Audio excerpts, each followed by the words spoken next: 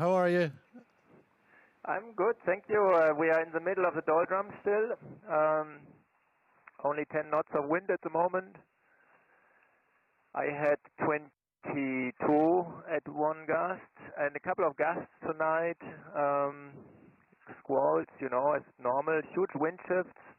And each time you think, do I need to change the sail or not? So sleep is not great, but we make some progress. That's good, and I hope that at some stage of this day today we get out of this mess. It looks really messy on the sky. Does it? And how do you feel compared to the other boats and their positions? You've got Charlie a little bit out to the east. Yeah, I mean, normally just by the general climatic trend, you think in the west it's better because normally in the west the ITC is narrower.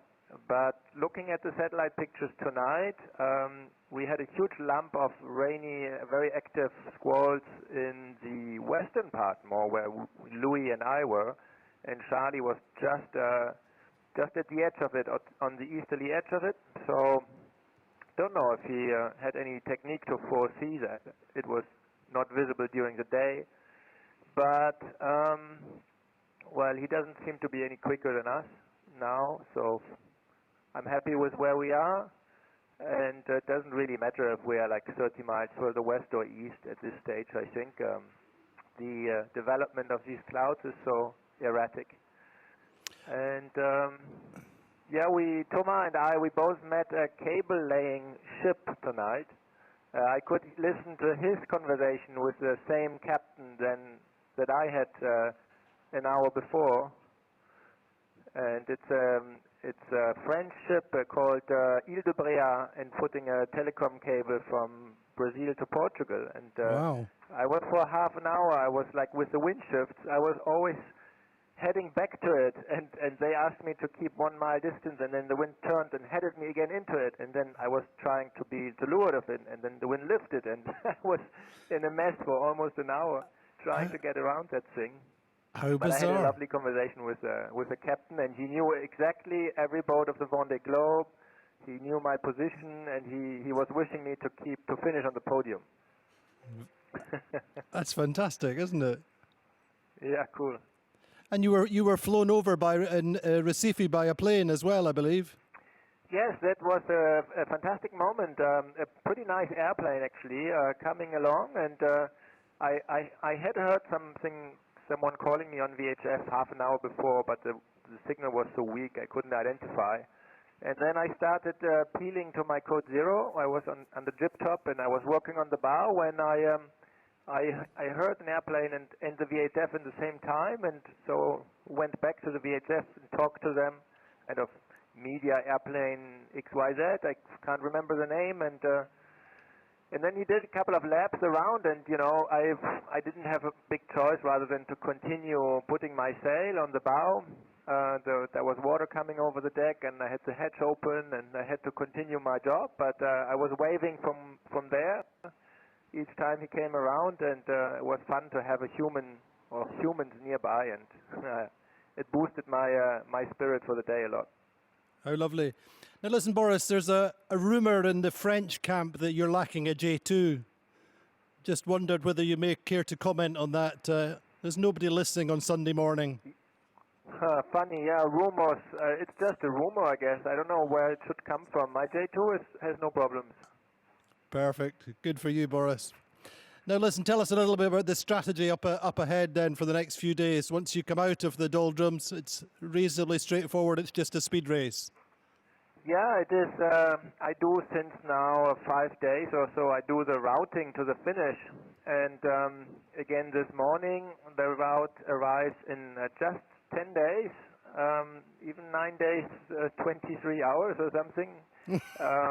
So even my European weather model, which is only a 10-day outlook, also arrived at the finish. So that's also again a new step, a new episode in this race, starting really looking towards the finish. And these routings, they are very stable. There's always a huge arc in the west, passing the Azores. It's a lot of downwind running, so we have basically 4 days of reaching and 4 days of running and a little bit in between. The Azores high in between. So it's a fantastic outlook, really. It's a speed race until the Azores high, and after that it's a strategic play with this downwind run, hooking into cold fronts and low pressures, where there you have a lot of options. You can drive earlier or later, and you have to do a number of drives, probably 5 to 10. And you can then also negotiate different strategies around the Azores and around Cape Finisterre with the wind shadows. So there's a lot of interest in that part of the race still, for sure. And Boris, this is an incredible finish coming up. How does Boris Herrmann feel about it? I mean, you look super calm, but what's life like for the other 23 and a half hours in the day that we don't see you?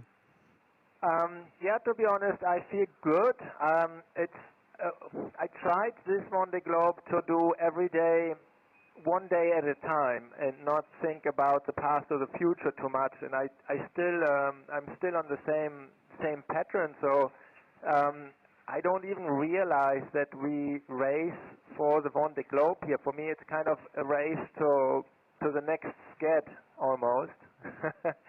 And that makes my heart probably a bit lighter, and it's more playful. So I'm not feeling any pressure or any stress. I hope that's not a bad thing. And that strategy, the kind of mental strategy, is that something you worked on with your mental coach previous to the race, or is that just the way you take life? No, it's quite opposite to how I take life. Usually, I'm someone who easily worries about stuff, and I always think about what could be next, what could go wrong.